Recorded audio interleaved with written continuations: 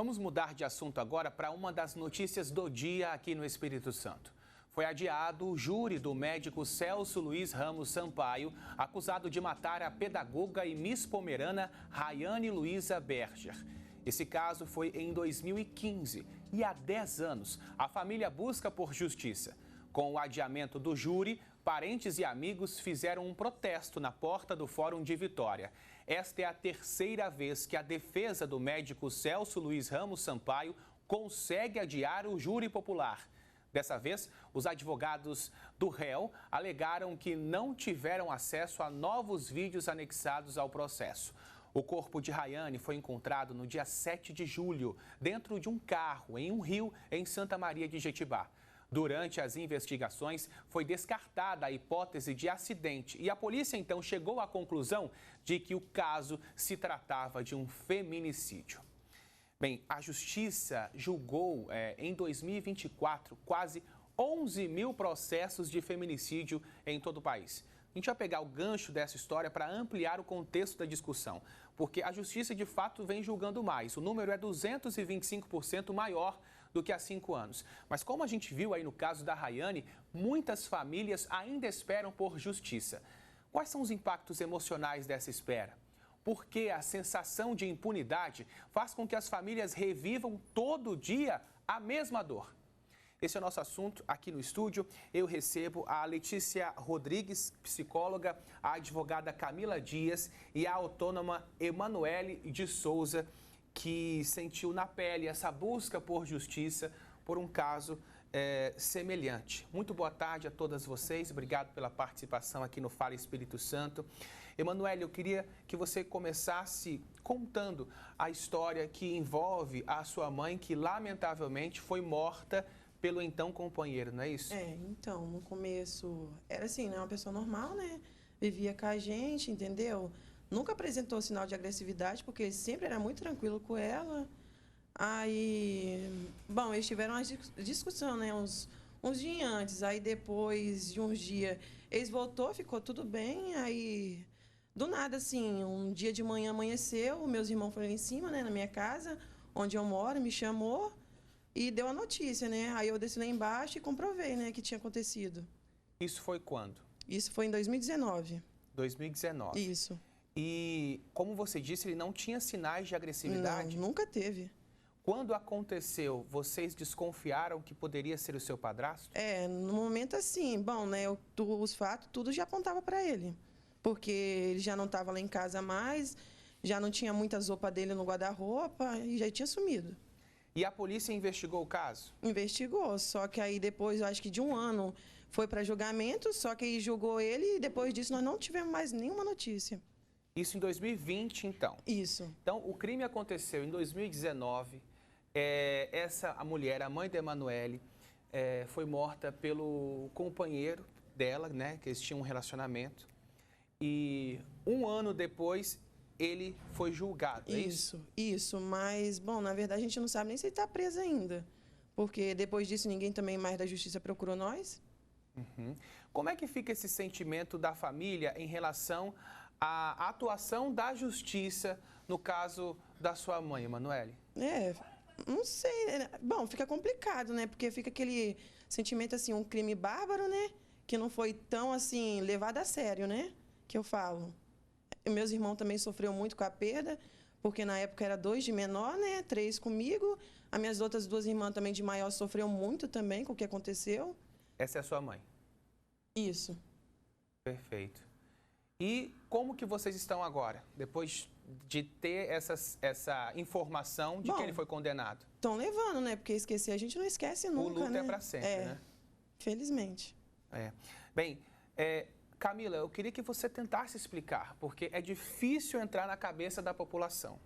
Por que um crime, um feminicídio, que aconteceu há 10 anos, comprovado pela investigação policial, analisado pelo Ministério Público, que ofereceu denúncia à Justiça, que acatou a denúncia e determinou, portanto, o júri popular a esse réu? Por que o julgamento não acontece? Queria ter uma resposta prática, sabe, Lucas, que pudesse trazer alguma espécie de conforto para a gente. Mas, infelizmente, assim como muitos casos, né, o da vítima que a gente traz aí na reportagem, é um caso lamentável. As justificativas para o atraso, já é a terceira vez que esse júri é adiado, né? Nessa última vez, provavelmente são fatos novos e que a defesa disse que não teve acesso. E aí, como você não pode negar essa possibilidade de defesa, né, que é constitucional, então, se eu não tive acesso, precisa abrir um novo prazo para que seja apurado. Fato é que, por mais que nós estejamos, né, principalmente a família, legítima para sentir essa revolta, né, ao menos ele está cumprindo, né, só que ainda sem o julgamento. Quando vier o julgamento, esse tempo dele vai ser retirado, né, do tempo total.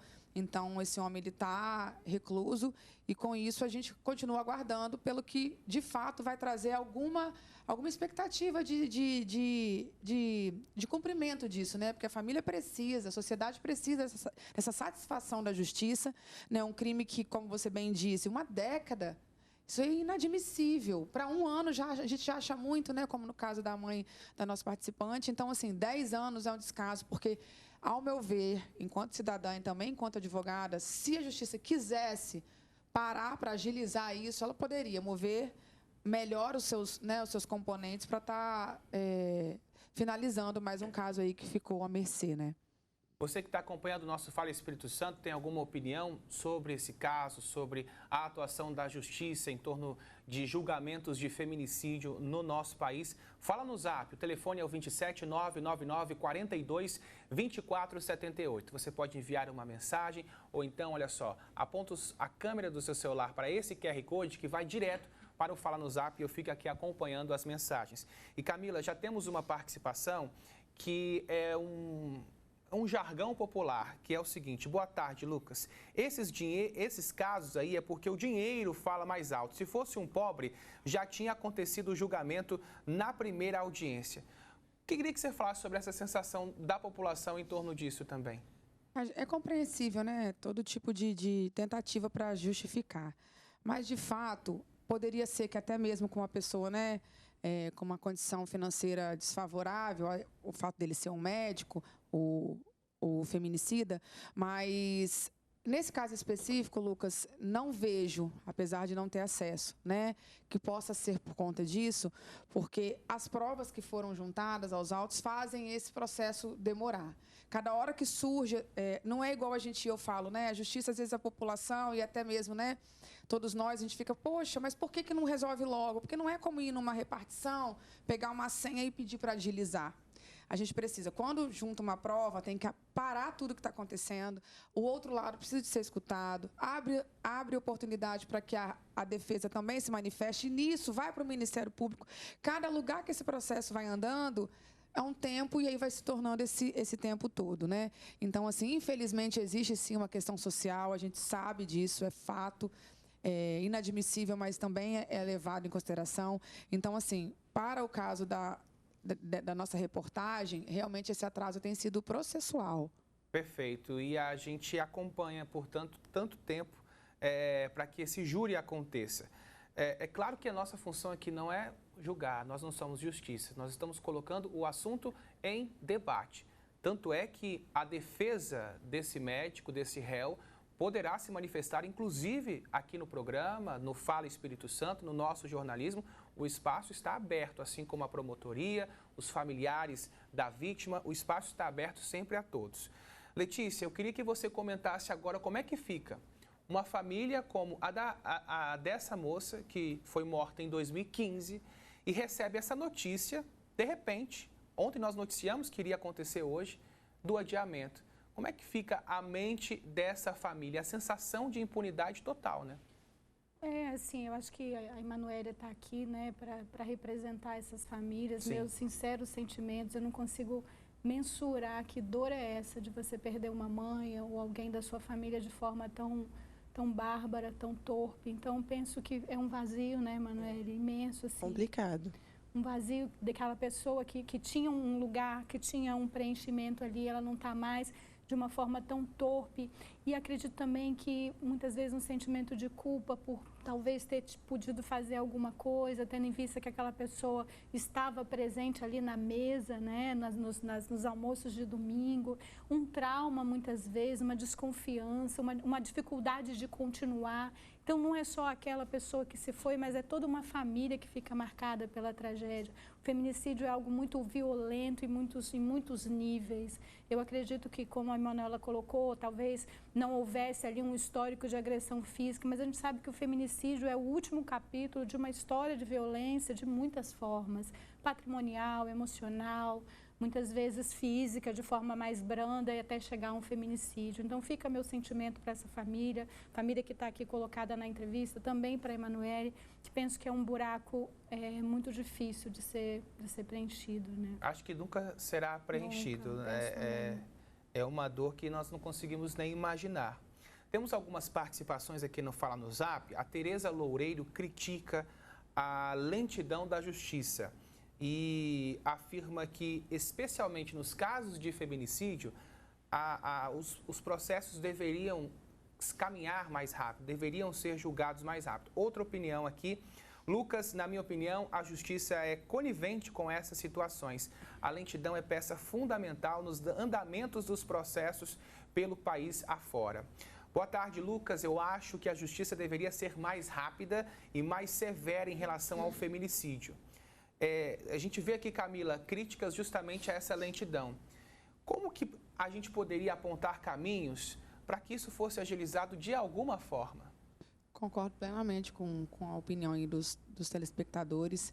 Penso que poderia ser criado, né, um projeto de lei, enfim, para que os processos que tramitam em relação à violência doméstica, principalmente feminicídio, que é a última escala, né, desse ciclo que a gente está aqui tentando combater e falando todos os dias, deveria ser o alerta vermelho. Chegou um crime de feminicídio, a gente para tudo, vamos apurar, averiguar e levar a júri e resolver isso o quanto antes, porque todos precisamos dessa resolução, não só a família, que são as maiores vítimas dessa ausência e dessa dor, mas como sociedade, porque enquanto isso não acontece, nós ficamos com medo, porque nós ficamos, se acontecer com alguém próximo a gente, nós estamos todos à mercê de uma justiça que demora, de uma justiça que senta em cima do processo, como a gente costuma dizer, né, que a gente fica com a barriga no balcão e não adianta, mas uma mulher foi morta. Então, se uma mulher foi morta, tem muita coisa errada aí. E a nossa única esperança depois da perda, já que a gente não traz essa vítima de volta, é que a justiça faça valer o lugar dessa pessoa que cometeu o crime. Então, eu penso que sim, que deveria ser levado através de políticas públicas e levado para o legislativo e tudo, para a gente poder modificar isso de lado alto. Porque não adianta a gente cobrar na justiça se a gente não tem uma prioridade na legislação para esse tipo de crime. Perfeito. Assina embaixo, Camila. Olha, mais uma participação. Boa tarde, Lucas. Infelizmente, o sofrimento da família é grande. Mais uma vez, a justiça dos homens retarda. Emanuele, superar o luto da perda de uma mãe, eu acho que não é possível. Preencher esse vazio não é possível. Mas como que você e a sua família passaram a conviver com essa dor? Como é que foi esse processo após o ocorrido? Bom, a gente tenta esquecer, né? Que é o primeiro, né? Pra gente tentar continuar, porque se a gente também ficar com aquilo na cabeça, a gente não vai continuar, né? Só que, tipo, uma pessoa que convivia com a gente, né? A gente nunca acreditava que isso ia acontecer, né? Mas, infelizmente, aconteceu, né? Aí a gente vai levando, né? A vida, né? Porque é complicado. E hoje, assim, como que vocês se sentem em relação a isso? Prefere esquecer ou superar? Como que você leva isso? Bom, eu levo como esquecimento, para não me magoar mais para frente, né? Porque, querendo ou não, do jeito que quando eu encontrei ela, assim, a imagem bate na mente da gente toda hora, né? Então, para tentar, né, retardar a mente, a gente tenta esquecer. Letícia, é assim mesmo? Que se não ultrapassa o processo do luto, mas passa a conviver com ele? Assim, a forma com a qual cada um lida com a perda é muito singular, né? Depende muito dos recursos internos, dos recursos sociais, então não dá nem para a gente julgar se existe uma forma correta ou não. Mas o que é muito importante é estar junto, né? Estar junto com a família, estar junto com uma rede de apoio, quer uma rede de apoio ali do bairro, quer da igreja, falar sempre que possível daquela situação, para que essas feridas que estão ali, né, que foram feitas, elas possam ser tratadas, elas possam ser ressignificadas. E é isso, assim, o luto é um dia de cada vez, né, Emanuele? E você lidando ali com as fragilidades, tentando ressignificar aquele lugar, aquela perda, tentando fazer as pazes com esse evento, mas é um processo muito singular. Cada um enfrenta o luto de uma forma diferente. Perfeito. Temos mais participações? Camila, eu queria que você comentasse essa. Lucas, boa tarde. Eu acho que isso tudo continua acontecendo por conta da frouxidão das leis. Infelizmente, a impunidade é muito grande. Se as leis fossem mais rígidas, eu creio que iria diminuir. E quem fica com a dor é a família. Camila, você acha que as leis são frouxas ou o problema está na aplicação delas? Na aplicação delas. Porque lei, a gente já trouxe aqui essa informação algumas vezes, né? Nós temos uma lei, a Lei Maria da Penha, por exemplo, é uma das leis mais completas no mundo a nível de violência contra a mulher. Porém, de que adianta termos a lei e ela não ser efetivada, né? Se fosse assim, se fosse só ter leis, nos países onde nós temos, né, penalidades mais severas, prisão perpétua e tudo, não teríamos esse tipo de crime. Nós continuamos tendo. Então, uma questão também de base, de mudança, né, da sociedade, na nossa criação, na educação dos nossos filhos, na desconstrução desse machismo, desse patriarcado, porque senão, Lucas, é como se a gente estivesse tentando estancar uma cachoeira descendo com um copinho de água, né? A lei é um copo de água, a justiça é um copo de água, então a gente não vai parar de buscar alternativas. Entretanto, o caminho para a gente poder diminuir sempre vai estar entre nós também. Então, a cada um de nós, quando a gente perceber, notar uma mulher ao nosso lado que esteja vivendo um relacionamento complexo, abusivo, com sinais de violência, vamos, né, auxiliar para que não chegue ao fim desse ciclo infeliz que pode culminar no feminicídio. É o pior fim de todos, né? Temos aqui mais participações, inclusive relatos de pessoas que já viveram violência doméstica. Olha só, a Maria da Conceição diz: boa tarde, Lucas, eu tenho 47 anos hoje, mas eu vivi tentativas de feminicídio. Eu vivi 13 anos sendo agredida e várias tentativas de feminicídio. Eu fiquei 4 meses em uma casa de abrigo e o pai dos meus filhos disse na frente do juiz que se tivesse oportunidade não segurava a bala contra mim. Ela falou isso. Muito forte esse relato da Maria da Conceição. Mais uma participação. Minha irmã, 15 anos casada, perdeu a vida covardemente. Porém, nós mulheres não devemos... Espera aí que acabou perdendo aqui. Porém, nós mulheres não devemos aceitar a agressão de forma alguma. Se começa com palavras até chegar a esse ponto. A Graça que mandou essa mensagem. Emanuele, hoje você sabe se quem matou a sua mãe está preso? Você tem alguma informação? Bom, assim, quando foi para julgamento, né, eu acho que provavelmente ele estava preso. Só que agora já deve ter passado uns 4, 5 anos. Bom, já deve estar perto, né, dele sair, né? Porque ninguém falou mais nada. Mas vocês não têm contato, né? Não. E nem quer? Não, com certeza não. Pelo amor de Deus. Agora, inclusive, Emanuele, nós questionamos ao Tribunal de Justiça para saber se o condenado pela morte da sua mãe está ou não cumprindo pena em regime fechado. A gente segue no aguardo de uma resposta do Tribunal de Justiça, porque muitas vezes, Camila, acontece da condenação ser feita, mas existe as regras que, por exemplo, podem permitir que o réu, o condenado, possa cumprir em regime aberto, semiaberto, domiciliar, como a informação que nós temos, que a minha diretora me disse, sobre o caso desse médico, que ele estaria cumprindo prisão domiciliar. Enfim, mesmo uma pessoa sendo condenada, ela pode cumprir a pena dessas formas, as penas alternativas. Pode, aí a gente tem que analisar caso a caso, né? Do médico, muito provavelmente, porque ainda não houve esse julgamento. E aí que fica uma revolta ainda maior, né? Saber que um homem que assassinou uma mulher está dentro de casa e essa ser a pena que ele está sendo cumprida por ele. Enfim, é revoltante, é revoltante. A gente tem agora uma fala da mãe da Rayane. Ela conversou com a nossa equipe de reportagem durante a manifestação que aconteceu hoje pela manhã. Vamos ouvir. Angustiante, revoltante, porque as leis do Brasil, infelizmente, são muito falhas, dão brechas para um assassino. É a 4ª vez que esse júri está sendo adiado e a família espera por justiça. A justiça aqui na Terra pode até falhar, mas a divina jamais falhará. Você vê, Letícia, no semblante da mãe da Rayane que a dor é como se tivesse perdido a filha dela ontem. Sim. A dor permanece, não é? Sim. E a falta de uma resposta da justiça faz com que esse luto, com que essa aflição permaneça ou até fique pior. Com certeza, porque aí não fecha o ciclo, né, Lucas? Não que a condenação vá trazer esse ente querido de volta, mas precisa haver um fechamento de ciclo, precisa haver uma justiça. A sensação de impunidade, ela precisa ser aplacada, porque senão é somada com a dor da perda, com a tristeza, e aí fica imenso, né? Então, as famílias, elas precisam sim de resposta, e essa sensação de impunidade amplia ainda mais a dor. Então, as famílias, elas precisam de resposta para fechar o ciclo e seguir com as suas vidas, né? E Camila, no entanto, apesar desses casos, a gente também tem observado, olhando de um outro cenário essa questão, que existe uma certa celeridade em alguns casos que envolvem feminicídio. A pena para essa lei aumentou, né? Ou seja, a gente também vê esses avanços que acontecem, né? Sim, são muitos avanços. Muitos ainda pequenos, perto de tudo que a gente pode ainda estar melhorando. Mas, de fato, hoje, os mecanismos que nós temos, né, perante a justiça para estar aplicando as leis, ela está muito melhor do que já foi um dia.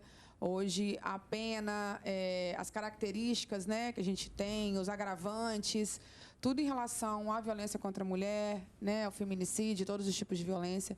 Hoje, a gente tem prioridades em muitos casos, prioridades para denúncia, prioridades na justiça de família, né, nos casos que a gente encontra. Então, assim, vamos também, apesar de continuar crendo que as coisas vão melhorar nesse sentido. Temos muitas participações aqui no Fala no Zap, obrigado pela sua opinião. Tem uma pergunta interessante aqui para a gente colocar no nosso debate, que é o seguinte. Boa tarde, Lucas. Quando uma criança perde a mãe por feminicídio praticado pelo pai, queria saber da psicóloga qual a orientação para o cuidado e como explicar a essa criança que o próprio pai tirou a vida da mãe, mas que ele ainda é pai. Nossa, bem complexa mesmo essa pergunta, e essa explicação, muitas vezes, nem cabe à família propriamente dita, se essa família está muito inserida num contexto de muita dor. Então, quem é que vai explicar? A avó que perdeu a filha, a tia que perdeu a irmã? De onde vai vir essa explicação? Qual a idade dessa criança? Então, são infinitos fatores envolvidos nessa dinâmica. A minha orientação sempre é que essa criança precisa de terapia, essa família precisa de terapia para ser assistida, porque muitas vezes essa resposta não vai nem de encontro a um interesse ou uma curiosidade ou um direito dessa criança, mas às vezes a resposta vai vir com muita dor, com muita revolta, e é digno que seja, né, que essa pessoa esteja. Então, vai depender muito de quem vai oferecer essa informação. Eu diria para essa telespectadora que seria muito importante que essa família estivesse assistida dentro de um contexto terapêutico. Mas é importante falar sobre esse assunto, porque muitas vezes esse sentimento é internalizado e vem como revolta, com violência até. Sim, é importante dizer, é importante ser dito, mas em que contexto, por quem, atravessado por quais emoções, sabe, Lucas? Não é um assunto que precisa ser velado, nunca mais comentado dentro da família, porque está ali, está presente, né? Aquela ausência é real, precisa ser dito, mas precisa também ser trabalhado as emoções inseridas nessa fala. Então, Perfeito. Quem vai dizer em que contexto, qual a faixa etária dessa criança? Então, são muitos esses fatores inseridos nessa explicação. Infelizmente, esse é um assunto recorrente que nós abordamos aqui no Fala Espírito Santo, mas enquanto acontecerem casos como esse, a gente vai debater e precisa falar e incentivar a denúncia e pedir a agilidade da justiça e das investigações policiais para que esses números de violência contra a mulher caiam, porque é absurdo. Todo dia são muitos casos noticiados. Agradeço à psicóloga Letícia Rodrigues pela participação, à advogada Camila Dias e a Emanuele de Souza. Obrigado, Emanuele, pela sua participação, pelo seu relato aqui, foi muito importante para o nosso debate. Boa tarde para você.